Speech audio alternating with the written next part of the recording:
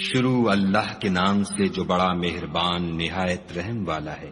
سب تعریف خدا ہی کو ہے جس نے اپنے بندے محمد صلی اللہ علیہ وآلہ وسلم پر یہ کتاب نازل کی اور اس میں کسی طرح کی کجی اور پیچیدگی نہ رکھی، بلکہ سیدھی اور سلیس اتاری، تاکہ لوگوں کو عذاب سخت سے جو اس کی طرف سے آنے والا ہے ڈرائے، اور مومنوں کو جو نیک عمل کرتے ہیں خوشخبری سنائے کہ ان کے لیے ان کے کاموں کا نیک بدلہ یعنی بہشت ہے جس میں وہ ابد الآباد رہیں گے، اور ان لوگوں کو بھی ڈرائے جو کہتے ہیں کہ خدا نے کسی کو بیٹا بنا لیا ہے، ان کو اس بات کا کچھ بھی علم نہیں اور نہ ان کے باپ دادا ہی کو تھا، یہ بڑی سخت بات ہے جو ان کے منہ سے نکلتی ہے، اور کچھ شک نہیں کہ یہ جو کچھ کہتے ہیں محض جھوٹ ہے۔ اے پیغمبر صلی اللہ علیہ وآلہ وسلم، اگر یہ اس کلام پر ایمان نہ لائیں تو شاید تم ان کے پیچھے رنج کر کر کے اپنے تئیں ہلاک کر دو گے۔ جو چیز زمین پر ہے ہم نے اس کو زمین کے لیے آرائش بنایا ہے تاکہ لوگوں کی آزمائش کریں کہ ان میں کون اچھے عمل کرنے والا ہے، اور جو چیز زمین پر ہے ہم اس کو نابود کر کے بنجر میدان کر دیں گے۔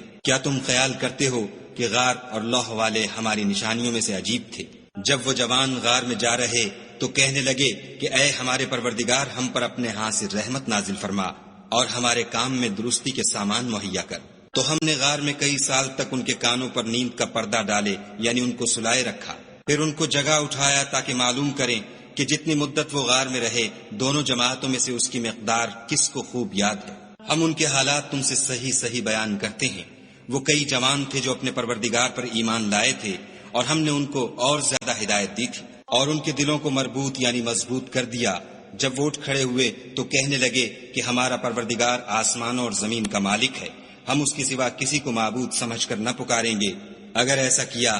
تو اس وقت ہم نے بعید از عقل بات کہی، ان ہماری قوم کے لوگوں نے اس کے سوا اور معبود بنا رکھے ہیں،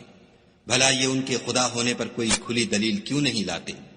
تو اس سے زیادہ کون ظالم ہے جو خدا پر جھوٹ افطرا کرے؟ اور جب تم نے ان مشرکوں سے اور جن کو یہ خدا کے سوا عبادت کرتے ہیں ان سے کنارہ کر لیا ہے تو غار میں چل رہو، تمہارا پروردگار تمہارے لیے اپنی رحمت وسیع کر دے گا اور تمہارے کاموں میں آسانی کے سامان مہیا کرے گا۔ اور جب سورج نکلے تو تم دیکھو کہ دھوپ ان کے غار سے داہنی طرف سمٹ جائے، اور جب غروب ہو تو ان سے بائیں طرف کترا جائے، اور وہ اس کے میدان میں تھے۔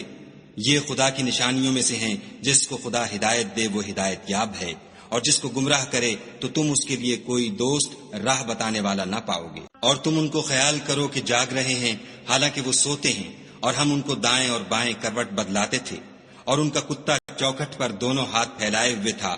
اگر تم ان کو جھانک کر دیکھتے تو پیٹھ پھیر کر بھاگ جاتے اور ان سے دہشت میں آ جاتے۔ اور اسی طرح ہم نے ان کو اٹھایا تاکہ آپس میں ایک دوسرے سے دریافت کریں۔ ایک کہنے والے نے کہا کہ تم یہاں کتنی مدت رہے؟ انہوں نے کہا کہ 1 دن یا اس سے بھی کم۔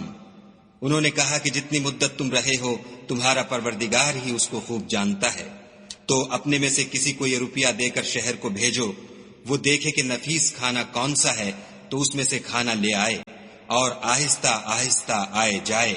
اور تمہارا حال کسی کو نہ بتائے۔ اگر وہ تم پر دسترس پالیں گے تو تمہیں سنگسار کر دیں گے یا پھر اپنے مذہب میں داخل کر لیں گے، اور اس وقت تم کبھی فلاح نہیں پاؤ گے۔ اور اسی طرح ہم نے لوگوں کو ان کے حال سے خبردار کر دیا تاکہ وہ جانیں کہ خدا کا وعدہ سچا ہے، اور یہ کہ قیامت جس کا وعدہ کیا جاتا ہے اس میں کچھ شک نہیں۔ اس وقت لوگ ان کے بارے میں باہم جھگڑنے لگے اور کہنے لگے کہ ان کے غار پر عمارت بنا دو۔ ان کا پروردگار ان کے حال سے خوب واقف ہے۔ جو لوگ ان کے معاملے میں غلبہ رکھتے تھے وہ کہنے لگے کہ ہم ان کے غار پر مسجد بنائیں گے۔ بعض لوگ اٹکل پچو کہیں گے کہ وہ 3 تھے اور چوتھا ان کا کتا تھا، اور بعض کہیں گے کہ وہ 5 تھے اور چھٹا ان کا کتا تھا، اور بعض کہیں گے کہ وہ 7 تھے اور 8واں ان کا کتا تھا۔ کہہ دو کہ میرا پروردگار ہی ان کے شمار سے خوب واقف ہے۔ ان کو جانتے بھی ہیں تو تھوڑے ہی لوگ جانتے ہیں، تو تم ان کے معاملے میں گفتگو نہ کرنا مگر سرسری سی گفتگو، اور نہ ان کے بارے میں ان میں سے کسی سے کچھ دریافت ہی کرنا، اور کسی کام کی نسبت نہ کہنا کہ میں اسے کل کر دوں گا، مگر انشاءاللہ کہہ کر یعنی اگر خدا چاہے تو کر دوں گا۔ اور جب خدا کا نام لینا بھول جاؤ تو یاد آنے پر لے لو، اور کہہ دو کہ امید ہے کہ میرا پروردگار مجھے اس سے بھی زیادہ ہدایت کی باتیں بتائے۔ اور اصحاب کہف اپنے غار میں 9 اوپر 300 سال رہے۔ کہہ دو کہ جتنی مدت وہ رہے اسے خدا ہی خوب جانتا ہے۔ اسی کو آسمانوں اور زمین کی پوشیدہ باتیں معلوم ہیں، وہ کیا خوب دیکھنے والا اور کیا خوب سننے والا ہے، اس کے سوا ان کا کوئی کارساز نہیں، اور نہ وہ اپنے حکم میں کسی کو شریک کرتا ہے۔ اور اپنے پروردگار کی کتاب کو جو تمہارے پاس بھیجی جاتی ہے پڑھتے رہا کرو، اس کی باتوں کو کوئی بدلنے والا نہیں، اور اس کے سوا تم کہیں پناہ بھی نہیں پاؤ گے۔ اور جو لوگ صبح و شام اپنے پروردگار کو پکارتے اور اس کی خوشنودی کے طالب ہیں، ان کے ساتھ صبر کرتے رہو، اور تمہاری نگاہیں ان میں سے گزر کر اور طرف نہ دوڑیں کہ تم آرائش زندگانی دنیا کے خاص گار ہو جاؤ۔ اور جس شخص کے دل کو ہم نے اپنی یاد سے غافل کر دیا ہے اور وہ اپنی خواہش کی پیروی کرتا ہے اور اس کا کام حد سے بڑھ گیا ہے، اس کا کہا نہ ماننا۔ اور کہہ دو کہ لوگو یہ قرآن تمہارے پروردگار کی طرف سے برحق ہے، جو چاہے ایمان لائے اور جو چاہے کافر رہے۔ ہم نے ظالموں کے لیے دوزخ کی آگ تیار کر رکھی ہے، جس کی قناتیں ان کو گھیر رہی ہوں گی، اور اگر فریاد کریں گے تو ایسے کھولتے ہوئے پانی سے ان کی دادرسی کی جائے گی جو پگھلے ہوئے تانبے کی طرح گرم ہوگا، اور جو منہوں کو بھون ڈالے گا ان کے پینے کا پانی بھی برا اور آرام گاہ بھی بری۔ اور جو ایمان لائے اور کام بھی نیک کرتے رہے تو ہم نیک کام کرنے والوں کا اجر ضائع نہیں کرتے۔ ایسے لوگوں کے لیے ہمیشہ رہنے کے باغ ہیں جن میں ان کے محلوں کے نیچے نہریں بہ رہی ہیں، ان کو وہاں سونے کے کنگن پہنائے جائیں گے، اور وہ باریک دیبا اور اطلس کے سبز کپڑے پہنا کریں گے، اور تختوں پر تکیے لگا کر بیٹھا کریں گے۔ کیا خوب بدلہ اور کیا خوب آرام گاہ ہے۔ اور ان سے دو شخصوں کا حال بیان کرو جن میں سے ایک کو ہم نے انگور کے 2 باغ عنایت کیے تھے اور ان کے گردا گرد کھجوروں کے درخت لگا دیے تھے اور ان کے درمیان کھیتی پیدا کر دی تھی۔ دونوں باغ کثرت سے پھل لاتے اور اس کی پیداوار میں کسی طرح کی کمی نہ ہوتی، اور دونوں میں ہم نے ایک نہر بھی جاری کر رکھی تھی، اور اس طرح اس شخص کو ان کی پیداوار ملتی رہتی تھی۔ تو ایک دن جب کہ وہ اپنے دوست سے باتیں کر رہا تھا، کہنے لگا کہ میں تم سے مال و دولت میں بھی زیادہ ہوں اور جتھے اور جماعت کے لحاظ سے بھی زیادہ عزت والا ہوں، اور ایسی شیخیوں سے اپنے حق میں ظلم کرتا ہوا اپنے باغ میں داخل ہوا۔ کہنے لگا کہ میں نہیں خیال کرتا کہ یہ باغ کبھی تباہ ہو، اور نہ خیال کرتا ہوں کہ قیامت برپا ہو، اور اگر میں اپنے پروردگار کی طرف لوٹایا بھی جاؤں تو وہاں ضرور اس سے اچھی جگہ پاؤں گا۔ تو اس کا دوست جو اس سے گفتگو کر رہا تھا کہنے لگا کہ کیا تم اس خدا سے کفر کرتے ہو جس نے تم کو مٹی سے پیدا کیا، پھر نطفے سے، پھر تمہیں پورا مرد بنایا؟ مگر میں تو یہ کہتا ہوں کہ خدا ہی میرا پروردگار ہے،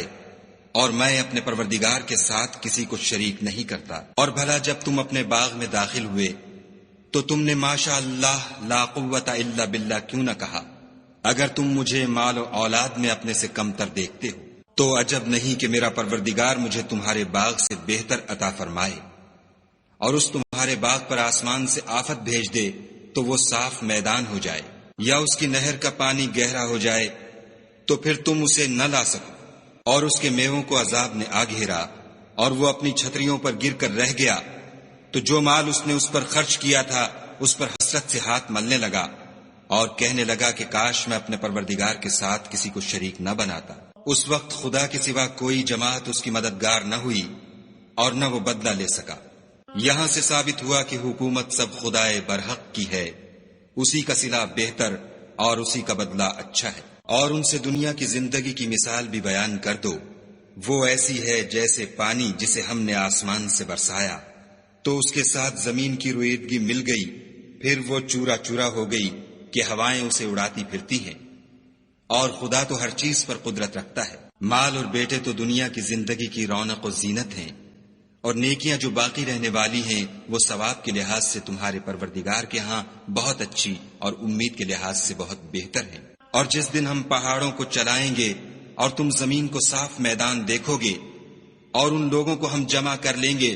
تو ان میں سے کسی کو بھی نہیں چھوڑیں گے، اور سب تمہارے پروردگار کے سامنے صف باندھ کر لائے جائیں گے۔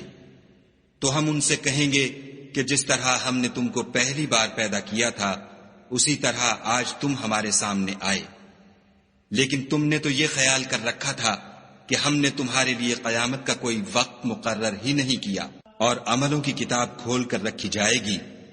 تو تم گناہ گاروں کو دیکھو گے کہ جو کچھ اس میں لکھا ہوگا اس سے ڈر رہے ہوں گے، اور کہیں گے ہائے شامت، یہ کیسی کتاب ہے کہ نہ چھوٹی بات کو چھوڑتی ہے نہ بڑی کو، کوئی بات بھی نہیں مگر اسے لکھ رکھا ہے، اور جو عمل کیے ہوں گے سب کو حاضر پائیں گے، اور تمہارا پروردگار کسی پر ظلم نہیں کرے گا۔ اور جب ہم نے فرشتوں کو حکم دیا کہ آدم کو سجدہ کرو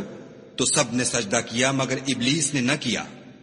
وہ جنات میں سے تھا تو اپنے پروردگار کے حکم سے باہر ہو گیا۔ کیا تم اس کو اور اس کی اولاد کو میرے سوا دوست بناتے ہو، حالانکہ وہ تمہارے دشمن ہیں، اور شیطان کی دوستی ظالموں کے لیے خدا کی دوستی کا برا بدل ہے۔ میں نے ان کو نہ تو آسمانوں اور زمین کے پیدا کرنے کے وقت بلایا تھا اور نہ خود ان کے پیدا کرنے کے وقت، اور میں ایسا نہ تھا کہ گمراہ کرنے والوں کو مددگار بناتا۔ اور جس دن خدا فرمائے گا کہ اب میرے شریکوں کو جن کی نسبت تم گمان الوہیت رکھتے تھے بلاؤ، تو وہ ان کو بلائیں گے مگر وہ ان کو کچھ جواب نہ دیں گے، اور ہم ان کے بیچ میں ایک ہلاکت کی جگہ بنا دیں گے۔ اور گناہ گار لوگ دوزخ کو دیکھیں گے تو یقین کر لیں گے کہ وہ اس میں پڑنے والے ہیں، اور اس سے بچنے کا کوئی رستہ نہ پائیں گے۔ اور ہم نے اس قرآن میں لوگوں کے سمجھانے کے لیے طرح طرح کی مثالیں بیان فرمائی ہیں، لیکن انسان سب چیزوں سے بڑھ کر جھگڑالو ہے۔ اور لوگوں کے پاس جب ہدایت آ گئی تو ان کو کس چیز نے منع کیا کہ ایمان لائیں اور اپنے پروردگار سے بخشش مانگیں، بجز اس کے کہ اس بات کے منتظر ہوں کہ انہیں بھی پہلوں کا سا معاملہ پیش آئے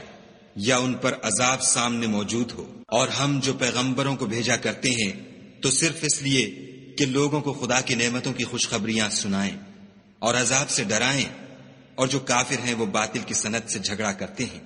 تاکہ اس سے حق کو پھسلا دیں۔ اور انہوں نے ہماری آیتوں کو اور جس چیز سے ان کو ڈرایا جاتا ہے ہنسی بنا لیا۔ اور اس سے ظالم کون جس کو اس کے پروردگار کے کلام سے سمجھایا گیا تو اس نے اس سے منہ پھیر لیا، اور جو اعمال وہ آگے کر چکا اس کو بھول گیا۔ ہم نے ان کے دلوں پر پردے ڈال دیے کہ اسے سمجھ نہ سکیں، اور کانوں میں ثقل پیدا کر دیا ہے کہ سن نہ سکیں، اور اگر تم ان کو رستے کی طرف بلاؤ تو کبھی رستے پر نہ آئیں گے۔ اور تمہارا پروردگار بخشنے والا صاحب رحمت ہے،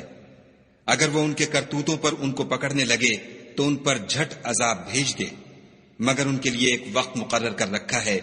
کہ اس کے عذاب سے کوئی پناہ کی جگہ نہ پائیں گے۔ اور یہ بستیاں جو ویران پڑی ہیں، جب انہوں نے کفر سے ظلم کیا تو ہم نے ان کو تباہ کر دیا، اور ان کی تباہی کے لیے ایک وقت مقرر کر دیا تھا۔ اور جب موسیٰ نے اپنے شاگرد سے کہا کہ جب تک میں دو دریاؤں کے ملنے کی جگہ نہ پہنچ جاؤں ہٹنے کا نہیں، خواہ برسوں چلتا رہوں۔ جب ان کے ملنے کے مقام پر پہنچے تو اپنی مچھلی بھول گئے، تو اس نے دریا میں سرنگ کی طرح اپنا رستہ بنا لیا۔ جب آگے چلے تو موسیٰ نے اپنے شاگرد سے کہا کہ ہمارے لیے کھانا لاؤ، اس سفر سے ہم کو بہت تکان ہو گئی ہے۔ اس نے کہا کہ بھلا آپ نے دیکھا کہ جب ہم نے پتھر کے پاس آرام کیا تھا تو میں مچھلی وہیں بھول گیا، اور مجھے آپ سے اس کا ذکر کرنا شیطان نے بھلا دیا، اور اس نے عجب طرح سے دریا میں اپنا رستہ لیا۔ موسیٰ نے کہا یہی تو وہ مقام ہے جسے ہم تلاش کرتے تھے۔ تو وہ اپنے پاؤں کے نشان دیکھتے دیکھتے لوٹ گئے۔ وہاں انہوں نے ہمارے بندوں میں سے ایک بندہ دیکھا جس کو ہم نے اپنے ہاں سے رحمت یعنی نبوت یا نعمت ولایت دی تھی، اور اپنے پاس سے علم بخشا تھا۔ موسیٰ نے ان سے جن کا نام خضر تھا کہا کہ جو علم خدا کی طرف سے آپ کو سکھایا گیا ہے، اگر آپ اس میں سے مجھے کچھ بھلائی کی باتیں سکھائیں تو میں آپ کے ساتھ رہوں۔ خضر نے کہا کہ تم میرے ساتھ رہ کر صبر نہیں کر سکو گے، اور جس بات کی تمہیں خبر ہی نہیں اس پر صبر کر بھی کیوں کر سکتے ہو؟ موسیٰ نے کہا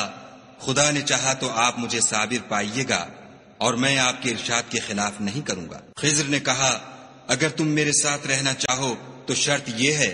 مجھ سے کوئی بات نہ پوچھنا جب تک میں خود اس کا ذکر تم سے نہ کروں۔ تو دونوں چل پڑے، یہاں تک کہ جب کشتی میں سوار ہوئے تو خضر نے کشتی کو پھاڑ ڈالا۔ موسیٰ نے کہا کیا آپ نے اس کو اس لیے پھاڑا ہے کہ سواروں کو غرق کر دے؟ یہ تو آپ نے بڑی عجیب بات کی۔ خضر نے کہا کیا میں نے نہیں کہا تھا کہ تم میرے ساتھ صبر نہ کر سکو گے؟ موسیٰ نے کہا کہ جو بھول مجھ سے ہوئی اس پر مواخذہ نہ کیجیے، اور میرے معاملے میں مجھ پر مشکل نہ ڈالیے۔ پھر دونوں چلے، یہاں تک کہ رستے میں ایک لڑکا ملا تو خضر نے اسے مار ڈالا، موسیٰ نے کہا کہ آپ نے ایک بے گناہ شخص کو ناحق بغیر قصاص کے مار ڈالا، یہ تو آپ نے بری بات کی۔ خضر نے کہا کیا میں نے نہیں کہا تھا کہ تم سے میرے ساتھ صبر نہیں ہو سکے گا؟ انہوں نے کہا کہ اگر میں اس کے بعد پھر کوئی بات پوچھوں یعنی اعتراض کروں تو مجھے اپنے ساتھ نہ رکھیے گا کہ آپ میری طرف سے عذر کے قبول کرنے میں غایت کو پہنچ گئے۔ پھر دونوں چلے یہاں تک کہ ایک گاؤں والوں کے پاس پہنچے اور ان سے کھانا طلب کیا۔ انہوں نے ان کی ضیافت کرنے سے انکار کیا۔ پھر انہوں نے وہاں ایک دیوار دیکھی جو جھک کر گرا چاہتی تھی تو خضر نے اس کو سیدھا کر دیا۔ موسیٰ نے کہا کہ اگر آپ چاہتے تو ان سے اس کا معاوضہ لیتے تاکہ کھانے کا کام چلتا۔ خضر نے کہا کہ اب مجھ میں اور تم میں علیحدگی، مگر جن باتوں پر تم صبر نہ کر سکے میں ان کا تمہیں بھید بتائے دیتا ہوں کہ وہ جو کشتی تھی غریب لوگوں کی تھی جو دریا میں محنت کر کے یعنی کشتیاں چلا کر گزارا کرتے تھے، اور ان کے سامنے کی طرف ایک بادشاہ تھا جو ہر ایک کشتی کو زبردستی چھین لیتا تھا، تو میں نے چاہا کہ اسے عیب دار کر دوں تاکہ وہ اسے غصب نہ کر سکے۔ اور وہ جو لڑکا تھا اس کے ماں باپ دونوں مومن تھے،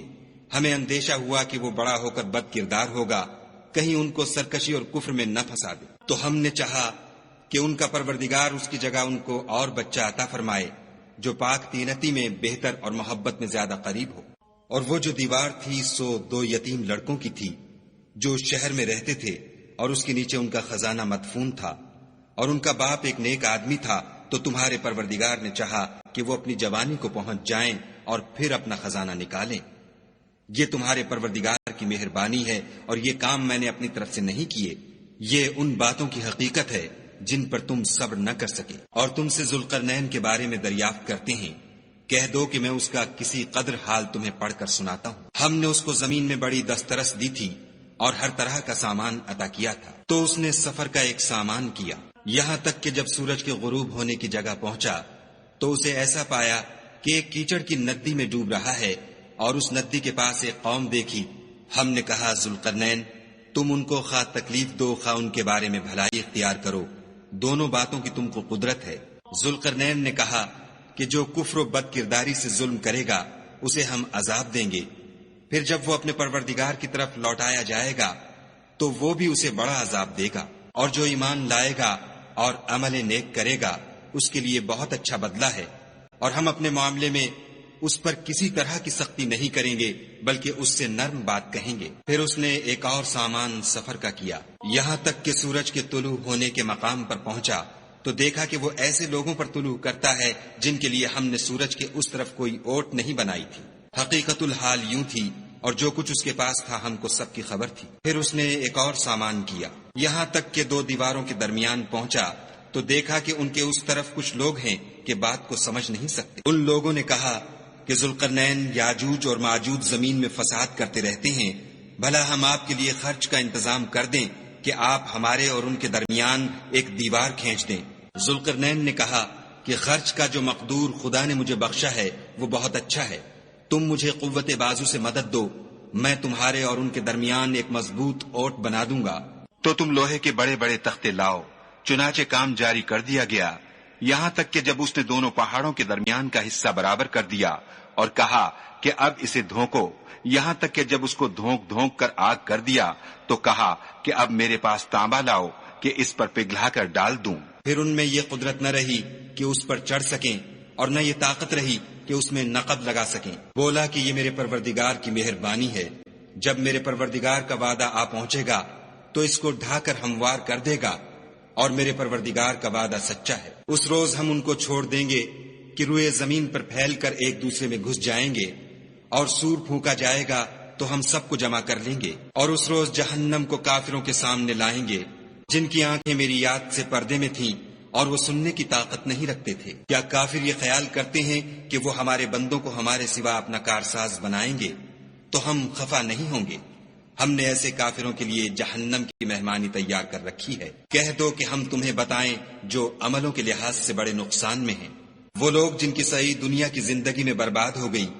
اور وہ یہ سمجھے ہوئے ہیں کہ اچھے کام کر رہے ہیں۔ یہ وہ لوگ ہیں جنہوں نے اپنے پروردگار کی آیتوں اور اس کے سامنے جانے سے انکار کیا، تو ان کے اعمال ضائع ہو گئے،